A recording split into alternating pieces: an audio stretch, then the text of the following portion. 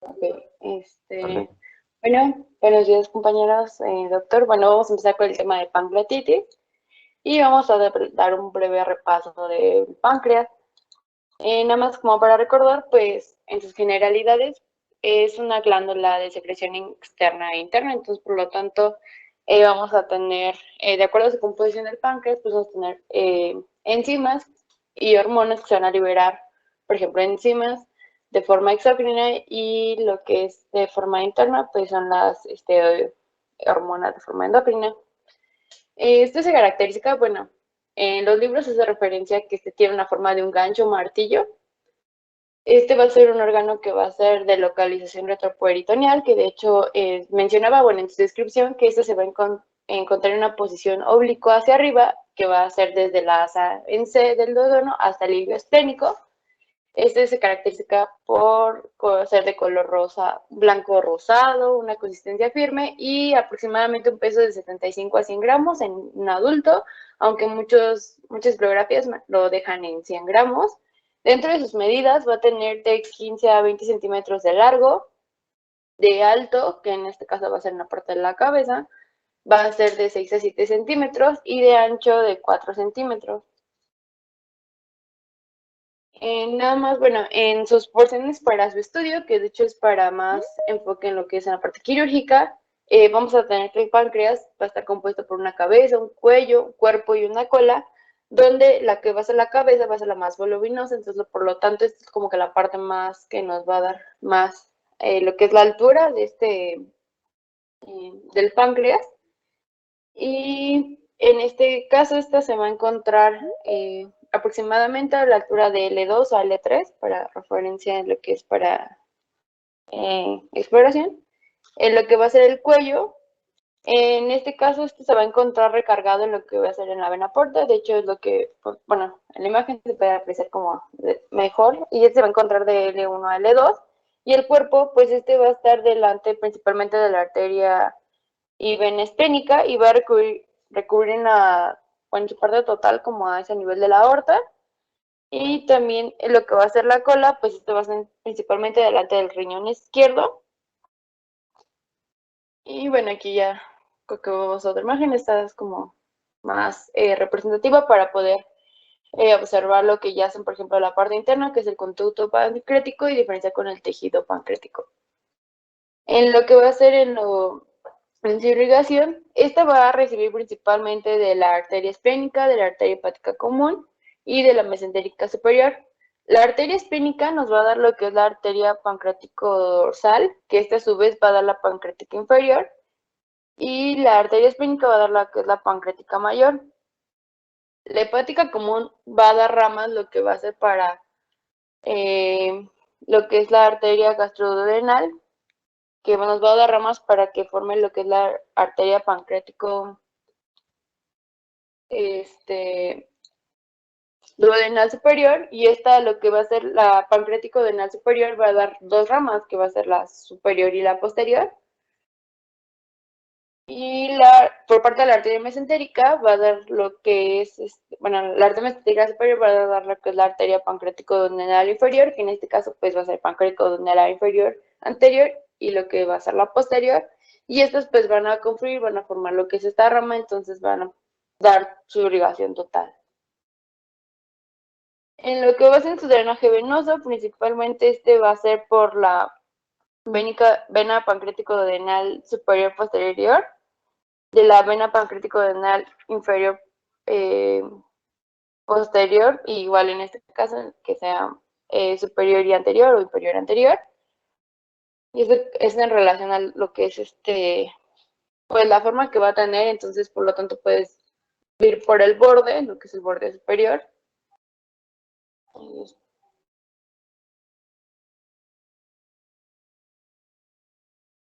Ay, no, aquí está. Y estas principalmente, por ejemplo, la vena va a recibir drenaje por parte de la vena pancreático duodenal anterior inferior, y estas a su vez van a llevar hacia las venas gastroepiplotica derecha. En general, pues esto, todo este drenaje venoso va a confluir a la vena esplénica y a la mesentérica inferior, y en alguna parte, lo que es superior, también va hacer este drenaje venoso. Y en el caso de los linfáticos, principalmente nódulos celíacos, nódulos gastroduodenales y estos a su vez también los mesentéricos superiores.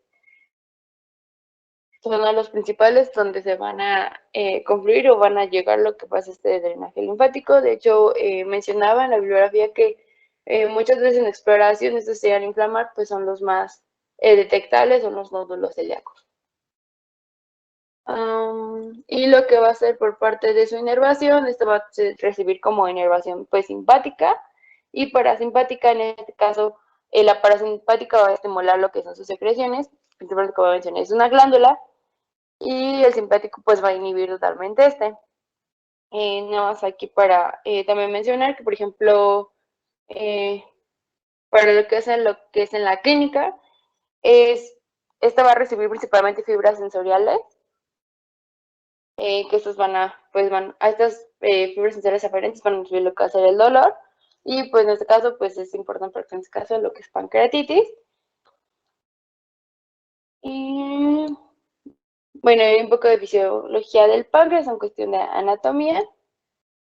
Como mencioné desde un inicio, pues esta es una glándula que va a cumplir funciones exócrinas y endocrinas. Dentro de la parte exócrina, eh, mencionaba que esta secreta de 500 a 800 mililitros de jugo pancreático. Otras bibliografías lo dejan en 1000 mililitros, esto varía un poco. Y de la función endocrina, que esto es principalmente insulina, glucagon, somatostatina. Y bueno, en la función exócrina falta mencionar que esta va a secretar enzimas, principalmente que pues van a ser partícipes en lo que va a ser en la digestión, por ejemplo, para las amilasas, bueno, para lo que es carbohidratos, lípidos y proteínas, para poder ejercer su acción. Y bueno, aquí, bueno, me encontré como este esquema y creo que lo resume mejor. Recordemos que la digestión va a tener fases, que es la cefálica y la gástrica, donde principalmente pues lo que va a pasar aquí es que la fase cefálica pues vamos a recibir este estímulo, por ejemplo, desde que vemos el alimento, desde que lo olemos, desde que, o sea, como que se antoja este alimento, estas señales van hacia el cerebro. Entonces, ¿qué es lo que pasa? Y aparte también por un estímulo que lleva, por ejemplo, cuando el alimento, esto ya lo ingerimos, ya llegó a nuestro estómago, en este caso en la fase gástrica, esto llega a lo que es el núcleo motor dorsal del vago, que hasta a su vez condiciona a que en el antro del estómago, que parte de los péptidos y los aminoácidos pasan a las células G, que se secreta la gastrina, y ya dentro de lo que va a ser de nuestro páncreas, esta de forma reciba el estímulo lo que va a ser en el acino, en las células acinares, y también por parte de lo que va a ser partícipe de la acetilcolina, que esto va a ser por parte del estímulo por parte de nuestro cerebro, en este caso por el núcleo motor dorsal del vago, y este pues va a hacer que estos gránulos de enzimas sean liberados para poder pasar lo que son las células ductales pancreáticas y posteriormente estas lleguen hacia el intestino y ejercen su acción para que estas por ejemplo, en este caso los carbohidratos lleguen a su parte más simple, por ejemplo, glucosa, esos sean que sean absorbidas de forma adecuada. Y la fase intestinal, que esto ya era un poco lo que ya mencionaba anteriormente, ya con los productos de degradación de las proteínas y lípidos se estimulan a las células duodenales para que secretan la colecistoquinina para estimular a las aferentes, que esto es por medio de, igual en este caso, pues son las células acinares, porque estas son las que son partícipes en la secreción exócrina, para que estas lleguen hacia células ductales pancreáticas. También haya un receptor de la secretina que esté estimulado principalmente por las células S que se van a encontrar pues en lo que es en el duodeno, para que sea una estimulación de bicarbonato y esto sea se libere y ya se pueda como de forma pues ya más adecuada a lo que es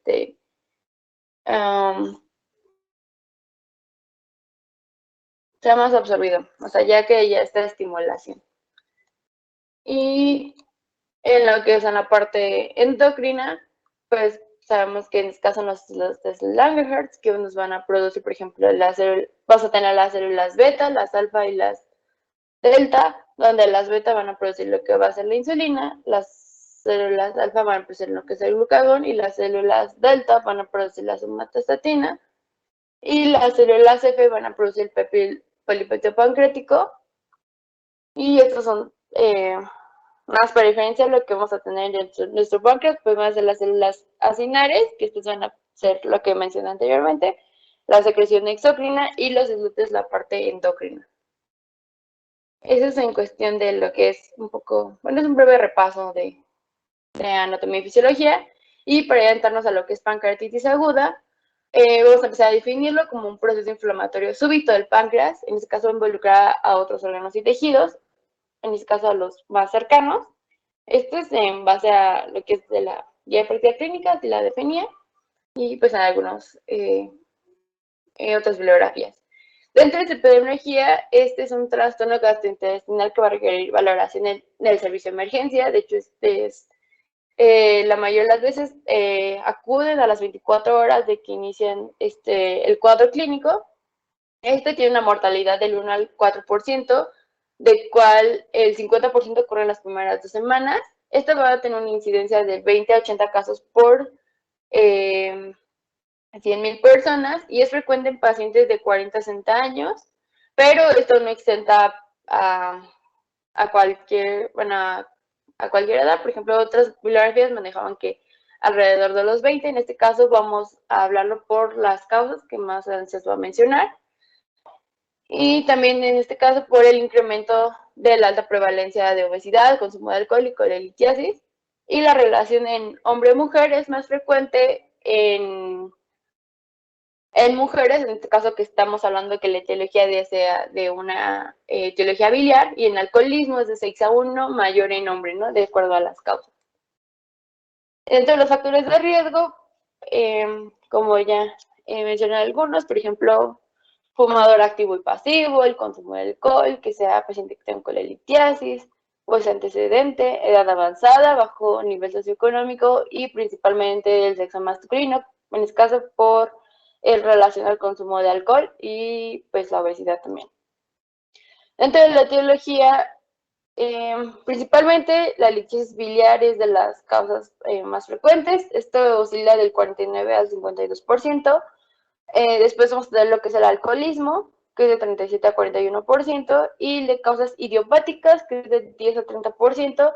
Por ejemplo, en este caso una hipertrigliceridemia, hipercalcemia, algunos medicamentos, principalmente algunos antibióticos, algún trauma, principalmente trauma cerrado, después de una CEPRE o en este caso de etiología hereditaria, en este caso porque no hay una adecuada activación de la tripsina, y en este caso son genes involucrados como el SPINK1, el PRS1 y el CFTR. Dentro de la fisiopatología, bueno, vamos a tener dos bueno, ver la etiología de acuerdo a la causa. Por ejemplo, si estamos hablando de una etiología biliar, estamos hablando de que pues hay una contracción en la vesícula, entonces esto va a liberar colicistoquinina, entonces va mayor presencia de metabolismo y va a hacer que los litos o sea, que se vayan hacia lo que es, bueno, en el caso vamos a tener litos grandes, que estos pueden irse a lo que es el conducto biliar común, o los pequeños que se van a normalmente al duodeno. En este caso, los grandes pueden irse a lo que es a obstruir el páncreas, en el esfínter de Oddi, entonces produciendo que haya un reflujo de contenido y el contenido se llene, entonces el conducto pancreático va a haber una activación prematura de las enzimas, entonces puede haber una autodigestión del tejido pancreático, entonces por lo tanto lleva a una inflamación, que haya una secreción, por ejemplo, interleucina 6, interleucina 10, y el factor de necrosis tumoral. Y esto, por lo tanto, pues nos lleva a esta destrucción. De hecho, bueno, mencionaba aquí que la pancreatitis aguda es un proceso que es reversible, depende del caso, por ejemplo, que sea leve, moderado o severo. Y en caso de, por ejemplo, que estamos hablando de un alcoholismo, la ingesta crónica de alcohol va a determinar la secreción de un líquido pancreático rico en proteínas. Entonces, esto a su vez va a provocar que estas se van a concentrar y entonces van a causar una concentración del conducto pancreático y también por el efecto que puede producir el alcohol, en este caso un efecto tóxico, principalmente, por ejemplo, este estrés oxidativo, donde va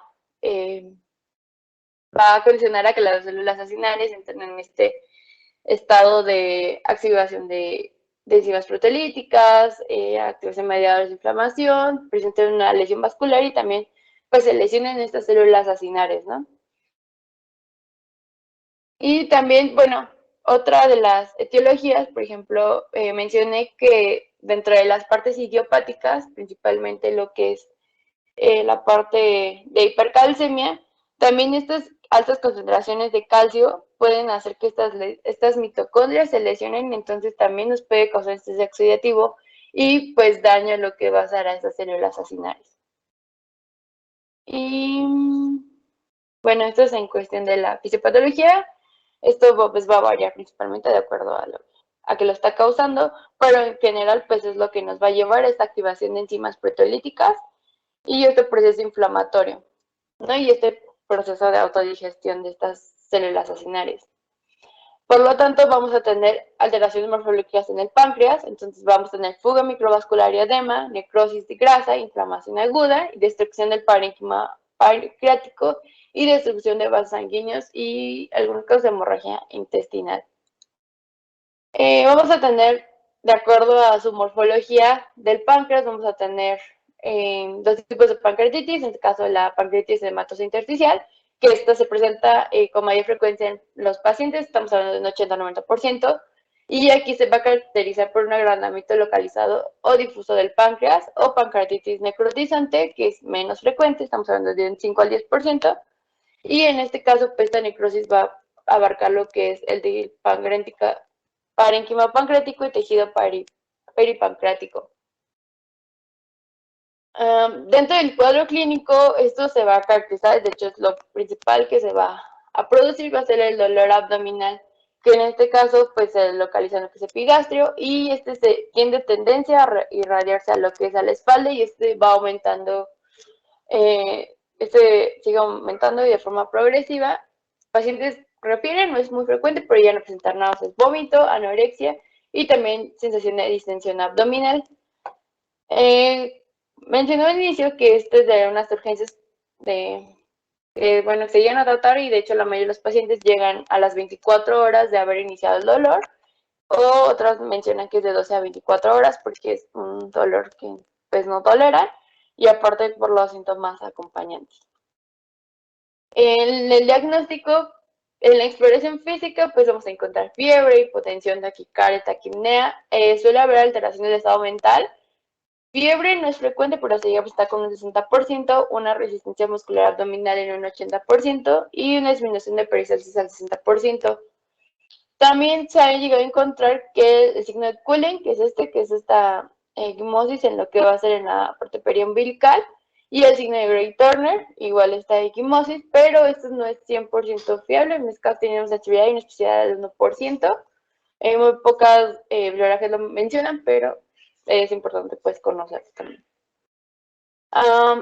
Para apoyarnos en nuestro diagnóstico vamos a tener diferentes criterios que nos pueden llevar, en este caso, por ejemplo, el Colegio Americano de Gastroenterología, en 2013 mencionaba que se necesitan dos de los siguientes criterios, que puede ser dolor abdominal, que es característico, que este dolor empieza en epigastrio y se recorra a lo que es en la espalda. También los niveles de amilasa y lipase van a estar elevadas 3 veces superior al límite normal y los hallazgos típicos de pancreatitis aguda por medio de imagen, que más tarde se va a mencionar. Y también, por ejemplo, la Asociación Europea por el Para el estudio del hígado establece que para el diagnóstico de pancreatitis aguda biliar debe haber un dolor abdominal superior, alteraciones en función hepática y pancreática y adyacente colitiasis o coledocolitiasis. En este caso que lo llegue con este cuadro porque es una de las causas que llega a darse esta pancreatitis. Es importante hacer un diagnóstico diferencial con colecistitis aguda, con langititis aguda, obstrucción intestinal o una oclusión vascular mesentérica, en este caso por la similitud al cuadro clínico que pueden llegar a presentar.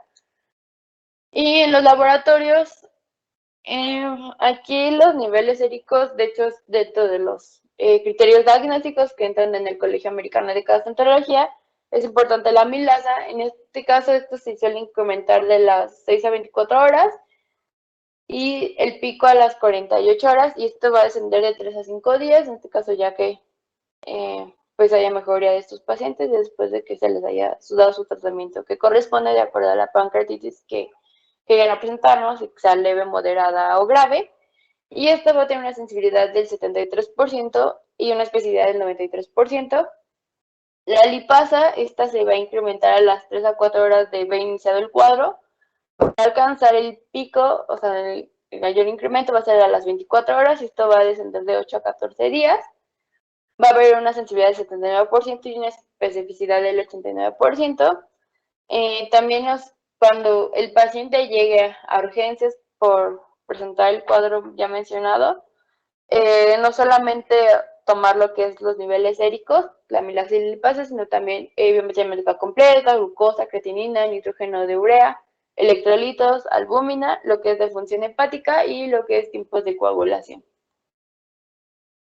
Y en los estudios de imagen, dentro del estudio de imagen se cataloga como el gold estándar la tomografía abdominal contrastada. Y en este caso, mencionaba que en uno de los criterios para su diagnóstico está la clasificación de Balthazar, donde de acuerdo al grado, bueno, de acuerdo a los hallazgos tomográficos vamos a determinar el grado y vamos a tener un score de acuerdo para poder determinar la severidad de esta pancreatitis, ¿no? En grado A estamos hablando de pancreatitis normal, en grado B aumento de tamaño focal y difuso, grado C páncreas con inflamación peripancreática, D una colección intra o extrapancreática y E es 2 o más colecciones y o gas retroperitoneal. Entonces, también hablamos sobre los criterios de Atlanta, que estos se sacaron en 2012, de pancreatitis, que en este caso pues va a catalogar leve, moderada, severa o severa. Y también vamos a tomar en cuenta la escala de Apache, que es Apache 2, que es la Acute Psychology and Chronic Health Evaluation 2. Y esta va a tener una sensibilidad del 100% y una especificidad del 63.4%. En este caso, la de Apache no solamente también se usa en lo que es, ay, se me fue el nombre, en terapia intensiva, también se utiliza, en este caso, por los pacientes que estos tienen una mortalidad del 50%. Y bueno, en este caso estamos en una pancreatitis severa. También se usa lo que es las de score de Masher, que también ocupa la severidad, pero aquí en este caso, tomando en cuenta su afectación, por ejemplo, de lo que es renal, cardiovascular y respiratorio, porque estos pacientes luego llegan a saturar bajo, en este caso, por la respuesta que estos van a producir, ¿no? Por, en este caso, toda la fisiopatología que se va a producir la pancreatitis nos lleva a lo que estos pacientes no puedan saturar de forma adecuada, también afectación renal. Entonces, de acuerdo a este, vamos a tener lo que va a ser el score y a su vez para darle lo que es el seguimiento, por ejemplo, para lo que es nutrición y también, por ejemplo, el manejo de hidratación intravenosa. También tiene lo que es el índice de severidad de pancreatitis de Visa y en este se toma lo que es el estado mental, que era lo que mencionaba principalmente, lo del síndrome respiratorio, en este caso para poder tomar también temperatura, frecuencia cardíaca, respiratoria, los leucocitos y, por ejemplo, se toma en cuenta que la edad, principalmente mayores de 60 años, y también que haya derrame pleural. Bueno, eso es en cuestión de estas clasificaciones. También he encontrado la de Ramson, pero esa no, ya no la agregué, porque no, bueno, nada más la encontré que lo mencionan en tus biografías, ya no lo agregué, pero también la mencionan, nada más para que la puedan checar o el doctor la vaya a mencionar más adelante. Y dentro del tratamiento es importante, número uno, el objetivo es prevenir la hipovolemia y hipoperfusión de órganos. Hay que recordar que los pacientes con pancreatitis van a estar en un estado o sea, va a haber un proceso de autodigestión del tejido pancreático, entonces hay que prevenir todo lo que pueda ocurrir. Entonces, principalmente una hidratación intravenosa temprana, nutrición adecuada, se recomienda nutrición entre las primeras 24 horas. Aquí nutrición y la forma en que la vamos a administrar va a depender del grado que encontremos al paciente. Por ejemplo, pacientes que estamos hablando de pancreatitis aguda, leve, paciente que se le puede dar lo que es lo que se da en principal líquidos y en algunas bibliografías mencionaba que puede iniciar lo que es en nutrición vía oral, pero en otros mencionaba que no, porque pues el hígado, digo, el páncreas está en un estado de autodigestión, en este caso activación de estas enzimas, se está destruyendo, entonces no es recomendable, entonces no le vamos a dar más carga al páncreas para que trabaje más, entonces muchos mencionan que pues no es indicado lo que es la parte de vía oral, muchos recomiendan que ya inicien nutrición, pues en este caso por soluciones. La analgesia es de primera, bueno, mencionan que primera elección de enfermedad intravenosa, acetaminofén o opioides como morfina, fontanal o hidromorfona. Aquí voy a mencionar algunos de los que indican las guías. También antibióticos, en este caso por una infección extrapancreática, no es muy frecuente porque, por ejemplo, dentro de las etiologías idiopáticas, una de las causas es por medicamentos, entonces tampoco siempre está recomendable, no es frecuente, pero también es importante tomarlo en cuenta. Y el manejo quirúrgico, pues una colecistectomía o en este caso una CEPRE, en este caso que sea de tipo biliar, ¿no? Y dentro de los que es manejo del dolor, podemos dar primera acción de ibuprofeno, 2.400 miligramos al día, diclofenaco de 150 miligramos al día o ketorolaco 90 miligramos al día en dosis recomendadas. O ya que sea mayor el dolor, en este caso, se puede dar miperidina, que es de 1 miligramo por kilogramo, más 3 a 4 miligramos por kilogramo al día. Y en este caso, pues se pueden dar dosis de rescate, en este caso que no se cumpla el plazo de la acción del medicamento, se pueden dar de 0.3 miligramos por kilogramo por dosis, morfina y tramadol. Dentro del tramadol es de los más utilizados y pues los pacientes sí responden bien a este. Bueno, y en general aquí les haré un cuadro. Bueno, dentro del diagnóstico, pues ya se mencionó, bueno, es el resumen de lo que es pancreatitis aguda. Principalmente el dolor característico es progresivo de mayor intensidad y irradiar a la espalda, elevación de lipasa y amilasa mayor a 3 veces del límite normal. La evidencia radiológica pancreatitis, aquí usamos la de clasificación de Baltasar. Etiología, principalmente la más común, biliar y consumo de alcohol. No olvidar que también tenemos causas idiopáticas. Predictores de severidad, también lo que es el VISA.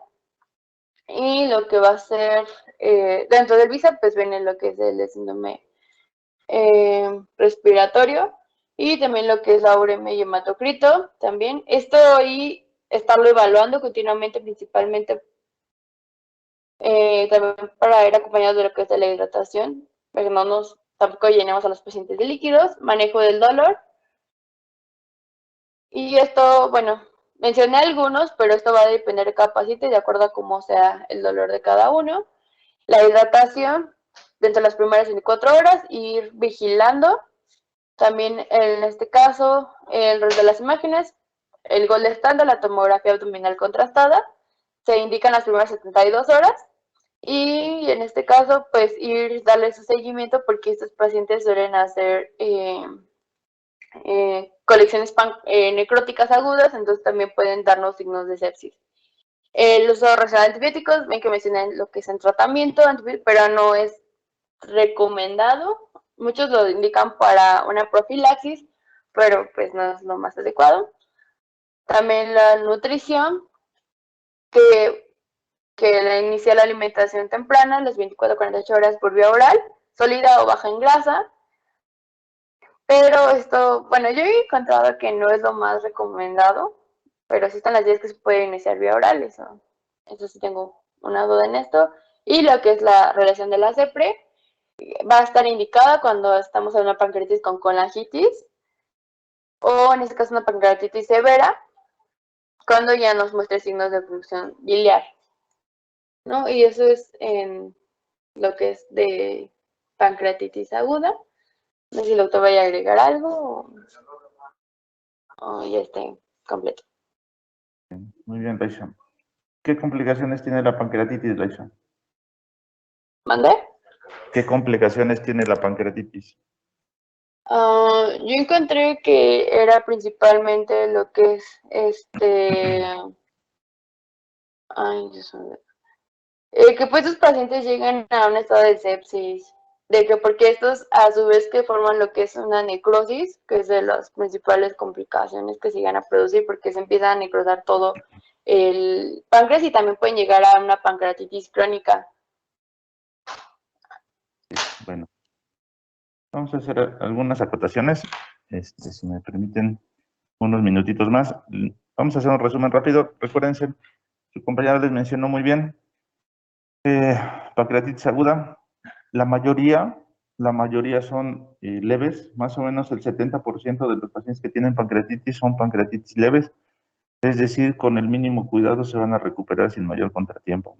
30% son moderadamente graves y 10% son graves, con una tasa de mortalidad que más o menos oscila entre el 3 y el 6%, ¿vale? Entonces, son datos importantes. Algo que su compañera les dijo en cuanto a la etiología, hay que ser un poquito más precisos.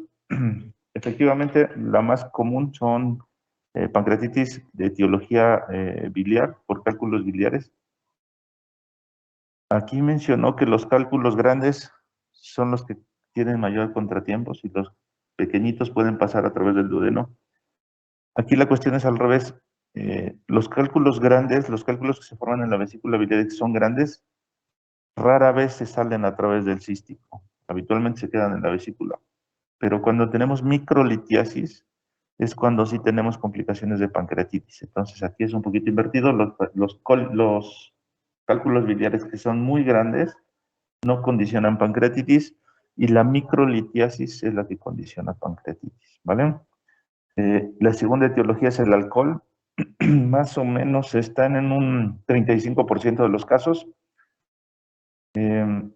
Y aunque ella menciona eh, como causa, como causa idiopática, cuando nosotros hablamos de causas idiopáticas es que no conocemos la etiología. Ajá, que a pesar de hacer todos los estudios pertinentes no logramos determinar la etiología con certeza. Sin embargo, en causas de pancreatitis sí tenemos certeza de que los triglicéridos ocasionan más o menos el 14% de los casos, 14-15% de los casos. Entonces, cálculos biliares, alcohol y triglicéridos son las tres causas principales como etiología de la pancreatitis. Como también mencionó, pacientes que se les realiza CEPRES, pacientes que se les realiza algún procedimiento quirúrgico, trauma, parásitos y demás, son también causas de pancreatitis, pero muy poquito. Y las causas idiopáticas, 10% de los casos, pero efectivamente son causas idiopáticas, es decir, que aunque le hacemos estudios de laboratorio o estudios de gabinete, no encontramos una causa propia, una causa propia que condicione la pancreatitis, ¿vale?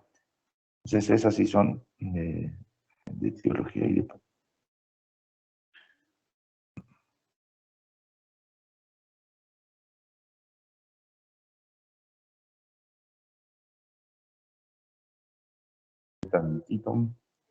Ok, ¿ya me escuchan otra vez? Sí, doc, ya. ¿Sí? ¿Vale? Vale. Algo importante que les mencionó su compañera es que la fisiopatología de la pancreatitis. Acuérdense, la fisiopatología de la pancreatitis no es más que una activación o autoactivación de las enzimas pancreáticas, donde el principal sistema que actúa es el del pepsinógeno, ¿vale? Entonces, si les preguntan cuál es la causa de la pancreatitis, es una autólisis pancreática, es decir, se autoactivan las enzimas pancreáticas, principalmente el pepsinógeno es el que se activa, ¿vale? Tiene diferentes etiologías, etiologías y causas, la pancreatitis, y por lo tanto diferente su fisiopatología. Entonces, la que mencionó sus compañeras es la que es ocasionada por litiasis biliar. La de la alcohólica tiene otras connotaciones, pero en general todas terminan en que se activa el pepsinógeno y junto con él muchas enzimas que están a su alrededor, formando una autólisis del páncreas, ¿vale? La clasificación, su compañera mencionó una clasificación un poquito diferente. La clasificación que nosotros manejamos es la clasificación de Atlanta. La clasificación de Atlanta, que ya es de hace muchos años y que se va muy ido modificando poquito a poquito, pero todavía la ocupamos. Pancreatitis aguda leve, pancreatitis aguda moderadamente grave y pancreatitis aguda grave. La pancreatitis aguda leve no tiene ninguna alteración orgánica adyacente. La pancreatitis aguda moderadamente grave tiene insuficiencia orgánica, pero esta es transitoria o tiene complicaciones locales, que ahorita vamos a mencionar cuáles son estas. Y la pancreatitis aguda grave es que tiene insuficiencia orgánica persistente, ¿vale? Entonces así la clasificamos, es la clasificación de Atlanta. Su compañera bien mencionó en el cuadro clínico, la principal manifestación de esta enfermedad es el dolor abdominal. Su característica es muy importante porque es un dolor en hemicinturón que refieren del lado izquierdo, al contrario de la vesícula y de complicaciones biliares, estas las refieren hacia el lado izquierdo. Se acompaña de náuseas y vómito en más del 90% de los casos. Y uno de los detalles que dicen los pacientes que cuando se sientan o cuando se hacen hacia adelante disminuye el dolor, ¿vale? En el examen físico hay varias características, sobre todo en pacientes que tienen complicaciones de tipo necrótico hemorrágicas. Pueden tener ictericia, fiebre, taquicardia, hipotensión, incluso pueden llegar chocados los pacientes. Y dos signos importantes, tres tal vez que deben de conocer, signo de Cullen, signo de Gray-Turner y signo de Fox, que son la representación de la necrosis y hemorragia que tiene el páncreas a través del peritoneo, y esto se refiere a equimosis que se encuentran en los flancos, periumbilical y en la región inguinal, ¿vale? Cullen, Gray-Turner y Fox, que son los signos más sobresalientes en cuanto a la pancreatitis, ¿vale? Mencionó muy bien su compañera lo de la milasa y la lipasa. Acuérdense, la milasa es la que más tenemos, la que más se puede encontrar fácilmente en los laboratorios. Se eleva durante las 6 o 12 horas y tiene una vida muy cortita, más o menos tiene una vida una vida media de 10 horas. ¿Por qué es importante esto? Porque dependiendo del momento en que nosotros le solicitamos el laboratorio es que nos puede salir alterada o nos puede salir incluso normal. Los pacientes que llegan de inmediato porque tienen dolor y nosotros sospechamos de pancreatitis y le tomamos amilasa, si no han cumplido más o menos este horario, pueden salir normal sus estudios y viceversa. Los pacientes que han estado en tratamiento por otras causas o incluso los que tenemos hospitalizados, les podemos pedir amilasa y puede seguir elevada. Acuérdense que la amilasa permanece elevada hasta por 5 días y eso no significa que el paciente tenga pancreatitis todavía aguda, ¿vale? Hay otras causas de amilasa, de incremento de la amilasa o amilasemia, que es también lo que nosotros tenemos que tener en cuenta cuando nosotros pedimos un estudio de amilasa. Parotiditis, orquitis, úlcera duodenal, apendicitis, quiste de ovario, embarazo ectópico, son causas de incremento de amilasa y no precisamente tienen pancreatitis, entonces hay que tener cautela cuando se solicita la amilasa porque no es específica del páncreas. La que sí es más específica es la lipasa, entonces hay que tener precaución en cuanto a cuando solicitamos una amilasa o una lipasa, ¿vale?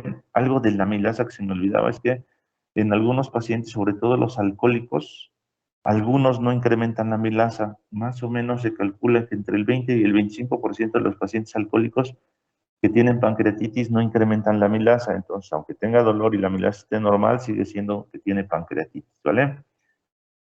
La lipasa es mucho más sensible. Se estima que tiene entre el 85 y hasta el 100% de sensibilidad para el diagnóstico de pancreatitis. Aumenta mucho más rápido, más o menos entre las 4 y 8 horas, y alcanza su punto máximo al primer día, es decir, a las 24 horas, y se vuelve normal hasta los 14 días. Entonces, este es que se activa mucho más rápido, pero dura más tiempo, entonces también hay que tener precaución. A veces estaban hospitalizados los pacientes y le siguen pidiendo amilasa y lipasa y sigue elevada, entonces el paciente, aunque está sintomático, pero por laboratorio, como está elevada, lo siguen tratando como si fuera pancreatitis. Aunque no lo tengamos en nuestra vida cotidiana, algunos laboratorios, sí es importante que los conozcan. Se pueden solicitar para hacer un diagnóstico más certero algunos estudios de laboratorio más específicos, como la activación del tripsinógeno, el tripsinógeno 2 urinario y sérico, tripsina, fosfolipasa, PCR, incluso medir las interleucinas. Todo eso también nos sirve para el diagnóstico más certero de la pancreatitis, ¿vale? Desafortunadamente en México pues no se tiene, pero ustedes lo tienen que conocer, que existen y que son más certeros que la amilasa y la lipasa para el diagnóstico, ¿vale? Algo que no mencionó su compañera es que nosotros sí tenemos a la mano radiografías de abdomen y tórax. Nosotros también tenemos alguna sospecha cuando nosotros le hacemos una radiografía de tórax si tiene derrame pleural del lado izquierdo, solito, sin ninguna otra alteración cardíaca o pulmonar que lo justifique, y que tienen dolor abdominal de forma indirecta. Nosotros podemos sospechar pancreatitis por esa simple imagen. Y cuando tenemos radiografías de abdomen, nosotros tenemos varios elementos de forma indirecta. Uno de ellos, que es un signo muy clásico, que se llama síndrome del colon cortado. Es decir, en una placa de abdomen se observa aire en el colon ascendente. Cuando gira en el ángulo hepático, se pierde la imagen y se vuelve blanca, y vuelve a aparecer en el ángulo esplénico con otra vez imagen de aire. Entonces, eso se le llama imagen del colon cortado. Cuando se encuentra es una alta sospecha de pancreatitis, ¿vale? Obviamente tenemos otros estudios auxiliares de diagnóstico como el ultrasonido, como la tomografía y demás.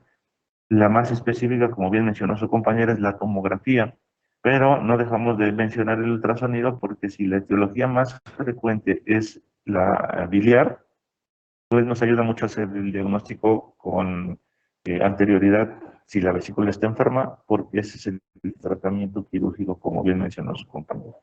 Ahora, con la tomografía no solo nos dice si está grande el páncreas, nos dice si hay algunas otras complicaciones como colecciones, como necrosis, como hemorragia, o si hay algunas complicaciones locales como pseudoquistes pancreáticos o, colecciones infectadas, ¿vale? También hay otros estudios de imagen, aunque no los utilizamos tan comúnmente, pero también los podemos utilizar, como la resonancia magnética. Ajá, tiene mayor sensibilidad que la tomografía, sobre todo en la pancreatitis temprana. Y entre más rápido le hagamos los estudios diagnósticos, en algunos no va a salir. Por ejemplo, si le hacemos de inmediato una tomografía, a lo mejor no nos da tanta imagen, pero si le hacemos una resonancia, pudiera ser más específica en las primeras horas, ¿vale? La resonancia, acuérdense también, es mucho más específica para los conductos pancreáticos y biliares. Entonces, si estamos sospechando de alguna patología de este tipo, también nos puede auxiliar en el diagnóstico complementario, ¿vale?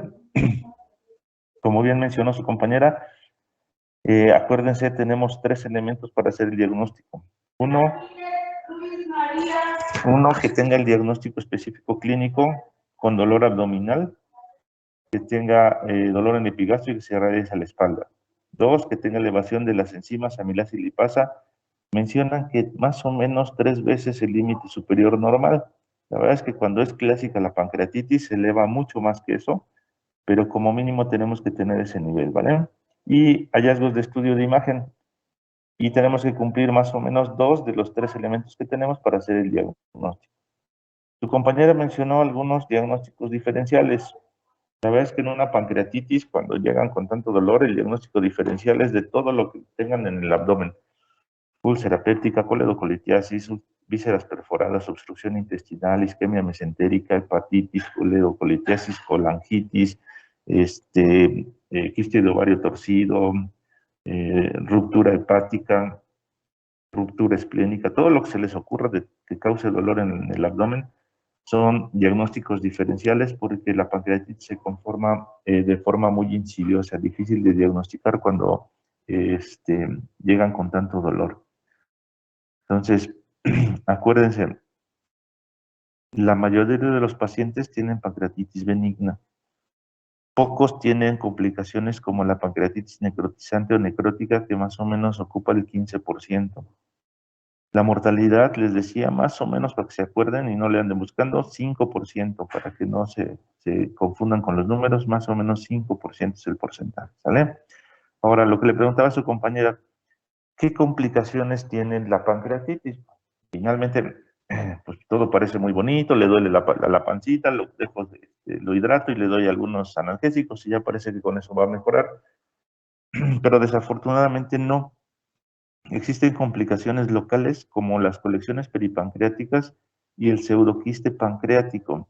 Y hay otras complicaciones locales graves que son una colección necrótica aguda y una necrosis del páncreas que se encuentra tabicada. Entonces, para que se acuerden, son las 4 complicaciones generales que tiene la pancreatitis: complicaciones locales, colecciones peripancreáticas, pseudoquiste pancreático, colección necrótica aguda y necrosis tabicada, ¿vale?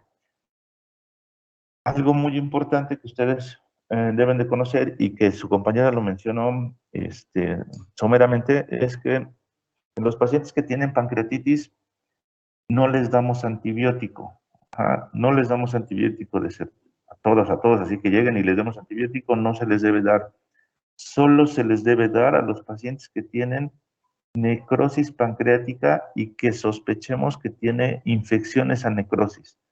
Entonces, aunque le podamos hacer una tomografía, si la tomografía nos da necrosis, pero no tiene datos de respuesta inflamatoria sistémica del paciente, no tiene datos de infección, no se les da antibiótico, ¿vale? Se ha visto que es contraproducente iniciarles antibiótico y por lo tanto lo dejamos solo para pacientes que sospechamos o tenemos alta certeza de que tiene infección las colecciones que pudieran tener el paciente en el páncreas, ¿vale? Una de las complicaciones, ahora, aparte de la necrosis pancreática, una de las complicaciones de esta es una enfermedad que se llama trombosis venosa portoespleno-mesentérica.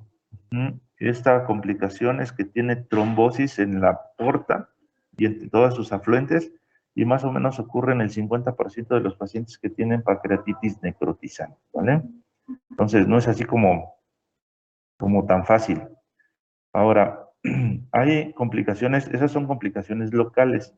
Hay complicaciones sistémicas, y las complicaciones sistémicas son falla orgánica múltiple en general, falla respiratoria, falla cardíaca, falla renal, y se presentan en los pacientes que tienen pancreatitis grave. A eso nos referimos cuando les decía que tenían la clasificación de Atlanta.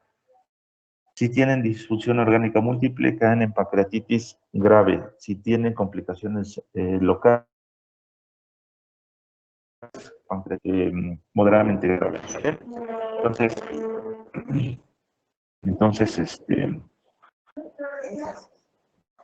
son de las complicaciones que nosotros debemos de conocer, ¿vale?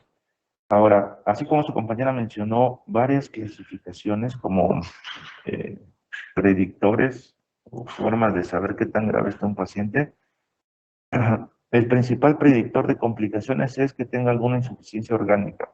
Si un paciente tiene insuficiencia orgánica, su mortalidad se eleva hasta el 42% de los casos, ¿sale? Entonces, son de los predictores que nosotros debemos de conocer. Hay otros, podemos pedir procalcitonina, fosfolipasa, interleucina y demás. Desafortunadamente en nuestro medio no lo tenemos, pero también existe y nos sirve como predictores de complicaciones, ¿vale? Predictores de la mortalidad que los pacientes puedan tener. Ahora, su compañera mencionó algunos criterios, aunque algunos ya parecen como que escuetos, pero todavía los utilizamos porque son predictores de la morbimortalidad de los pacientes. Los criterios de Ransom, que se le olvidó a su compañera poner, son 11 parámetros que nosotros medimos, son 5 al ingreso y 6 en las próximas 48 horas, y de acuerdo a esos puntitos que nosotros vamos checando, leucocitosis, edad, glucosa, lactatos, transaminases y demás, le vamos poniendo puntitos de acuerdo a cómo van teniendo los pacientes, y eso nos da el índice de mortalidad. De acuerdo al puntaje, podemos predecir cuánto puede complicarse un paciente con estos simples criterios de Ransom. No se los tienen que aprender, como siempre les he dicho, son muchísimos datos como para aprendérselos, pero sí los deben de conocer. Estos criterios de Ransom son los más antiguitos, los menos que podemos tener, pero nos dan una alta información, ¿vale? Entonces, hay que conocerlos. Su compañera mencionó unos muy grandes, se llama Apache, puntuación de Apache. Esta puntuación no es específica para páncreas. Esta puntuación es para, en general, pacientes que están graves. Entonces se utiliza mucho en terapia intensiva, en pacientes con trauma y demás, pero nos sirve también para pancreatitis aguda. Existen muchos más criterios. Ella mencionó varios, PISA, SIRS, de los que recuerdo ahorita, hay muchos.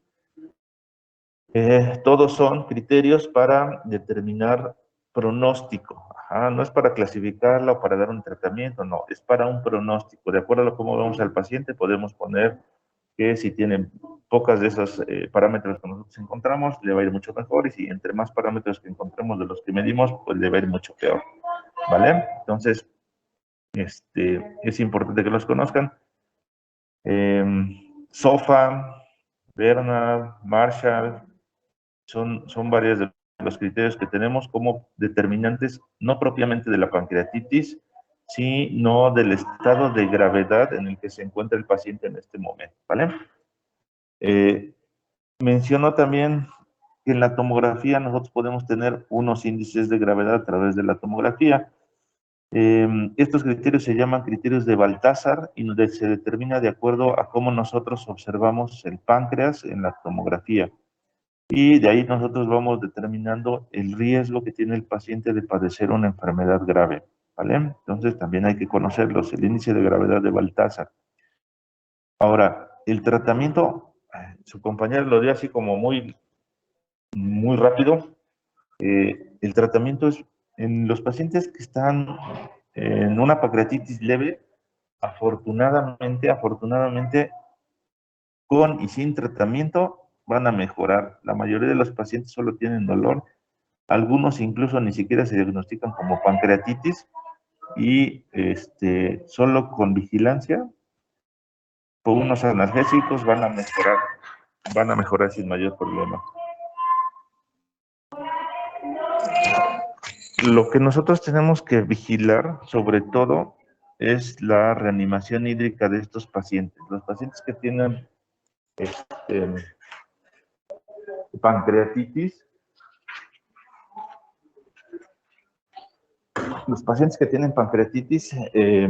los debemos de tratar como si fueran pacientes que son,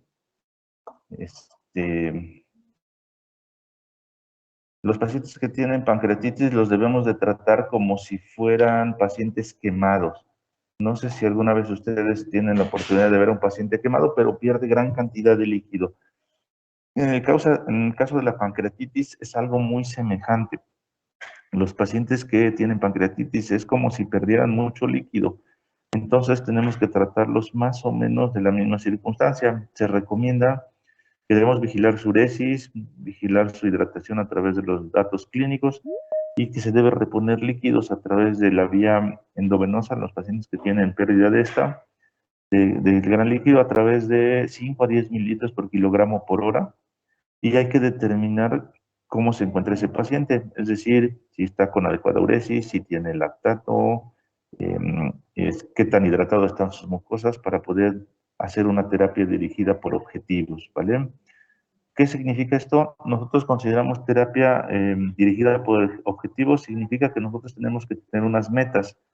Las metas es que la frecuencia cardíaca esté menos de 120 latidos por minuto, que tengamos una presión arterial media por arriba de 60, que esté orinando el paciente entre 0.5 y 1 centímetros por kilo por hora, y que nosotros estemos monitorizando la creatinina y el boom para que no se eleven.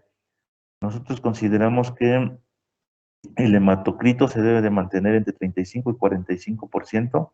Ajá, y todas estas son las metas que nosotros debemos obtener en un paciente que llega con pancreatitis moderadamente grave o grave. Esas son nuestras metas y eso es lo que nosotros llamamos terapia dirigida por objetivos. Es decir, no solo le vamos a meter agua como sea, no solo le vamos a restringir la comida, tenemos que llevar todo lo que nosotros hagamos para cumplir estas metas que les acabo de mencionar, ¿vale? Como bien mencionó su compañera, uno de los pilares en el tratamiento de la pancreatitis es el control del dolor.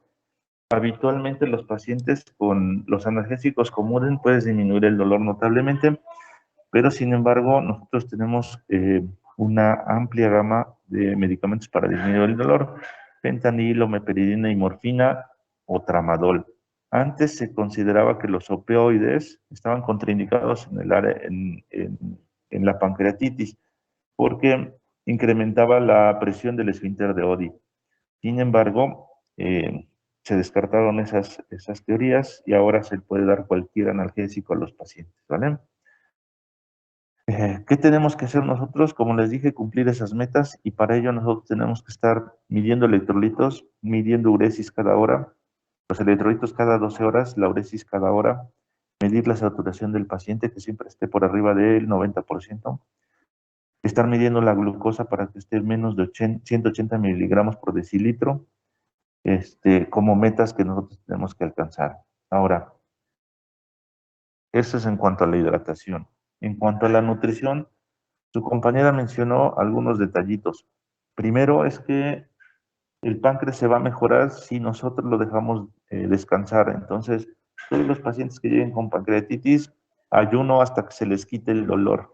Ajá, para nosotros darle alimentación a los pacientes no nos guiamos por la amilasa o la lipasa, nos guiamos por el dolor. Si los pacientes siguen con dolor, aunque la amilasa y la lipasa ya hayan disminuido, no les podemos dar alimentación, ¿vale? Algunos grupos de médicos recomiendan que se les inicie alimentación enteral de inmediato. A las 24 horas, según lo que toleren, ya se les puede dar alimentación. La verdad es que se ha visto en comparativo entre el ayuno contra la alimentación oral temprana, es que los pacientes que se les da alimentación temprana tienen más índice de complicaciones. Entonces, por eso, hasta ahorita, mientras no salga alguna otra investigación, no se les recomienda dar alimentación oral hasta que no se les quite el dolor. Hay otros estudios que dicen que les podemos dar alimentación a través de una sonda nasoyeyunal, es decir, franquear el estómago y la segunda porción del duodeno para que el alimento llegue directamente hacia el intestino delgado. Los estudios no son concluyentes y se ha observado que a pesar de que el alimento no pasa por el estómago, que es el principal estimulante para la secreción pancreática, aún así el organismo detecta que hay alimento en el intestino delgado y se estimula la vesícula biliar para generar bilis, y obviamente el páncreas para generar el resto de las enzimas pancreáticas. Entonces, no está del todo recomendado. Algunos estudios parece que tienen resultados prometedores, pero hasta ahorita no se recomienda en general este tipo de alimentación, ¿vale? Antibióticos, le repito, los antibióticos no se recomiendan como antibióticos profilácticos. No hay ningún estudio serio donde diga que los antibióticos mejoren la evolución de los pacientes con pancreatitis.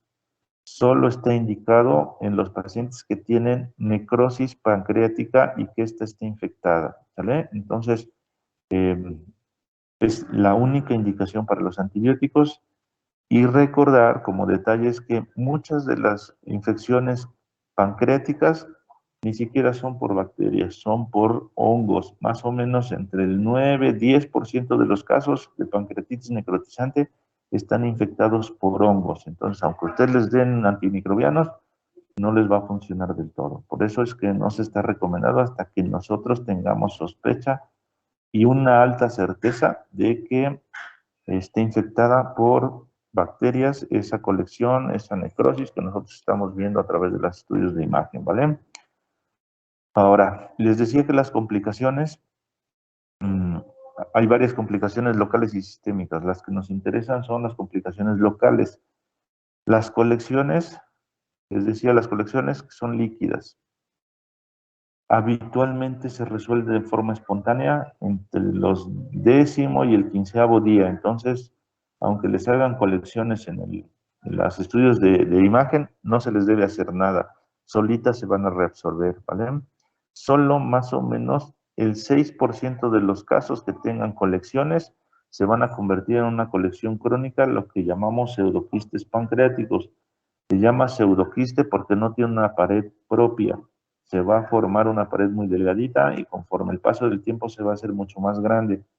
Esta pared es lo que nosotros llamamos pseudoquiste, es una colección encapsulada que tiene una pared bien definida a partir de las 4 semanas. Entonces no la tenemos que tratar de inmediato, es un tratamiento a largo plazo.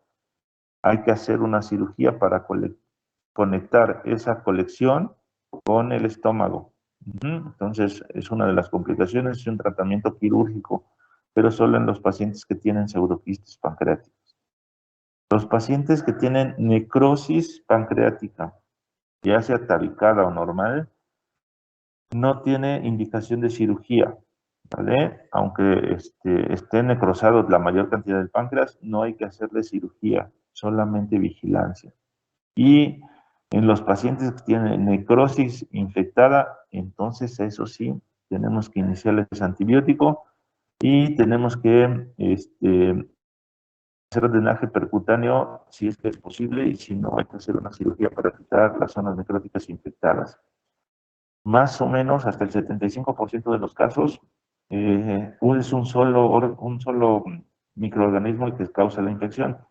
Los más comunes son, como siempre, Escherichia coli, pero puede haber Klebsiella, Pseudomonas, Enterococos, que pueden causar las bacterias. Estas bacterias pueden causar infección de la necrosis del páncreas. En estos pacientes sí se recomienda antibiótico y los que se recomienda es carbapenémicos o en su caso ceftazidima o cefepime auxiliados con metronidazol además, ¿vale? Entonces, solo en estos casos, solo y solo en estos casos, ¿vale? Vale, creo que nada más de lo que yo recuerdo. Vale, ¿dudas, preguntas que tengan ustedes?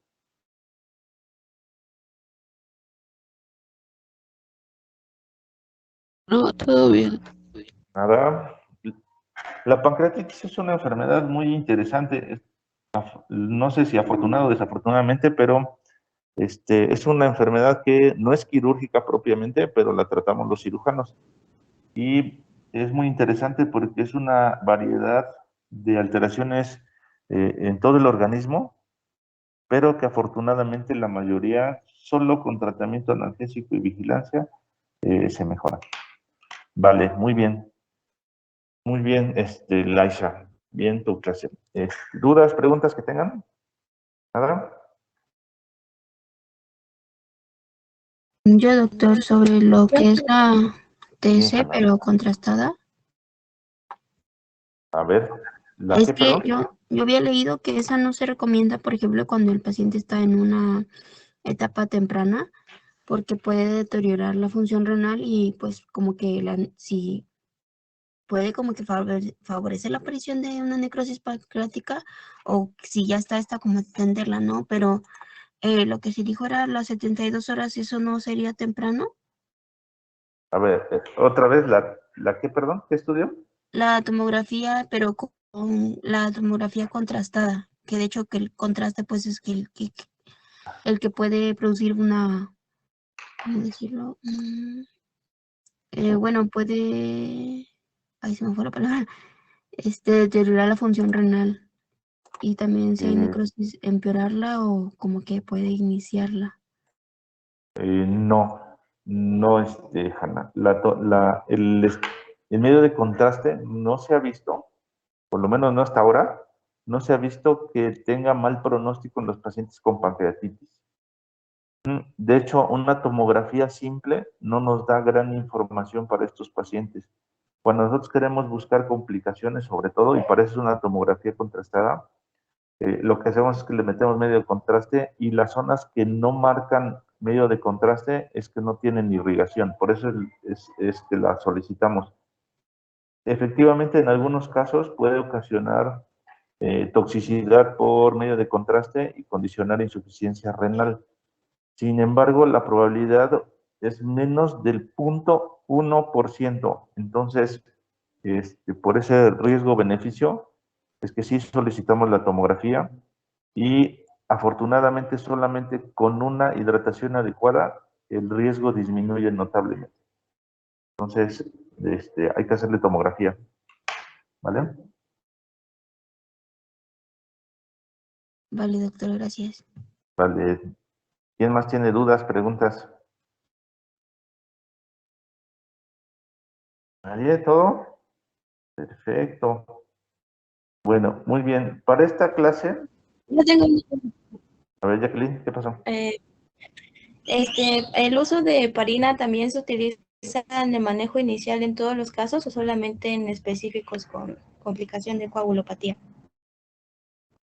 Bueno, primero es que la enoxaparina no es para una coagulopatía propiamente, ¿vale? Y en el estudio de pancreatitis nosotros no utilizamos de primera instancia enoxaparina, solo en pacientes que tengan riesgo de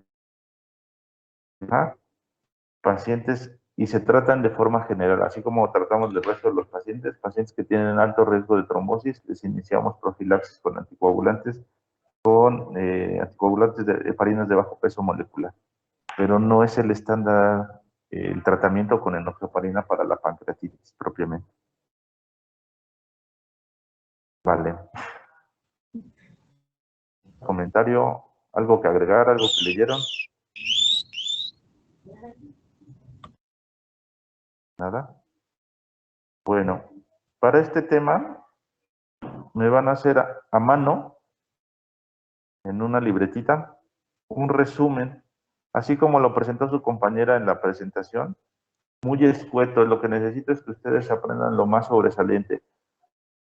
Definición, etiología, fisiopatología, cuadro clínico, muy escueto, ¿sale? Le toman una fotito y me lo mandan, ¿va?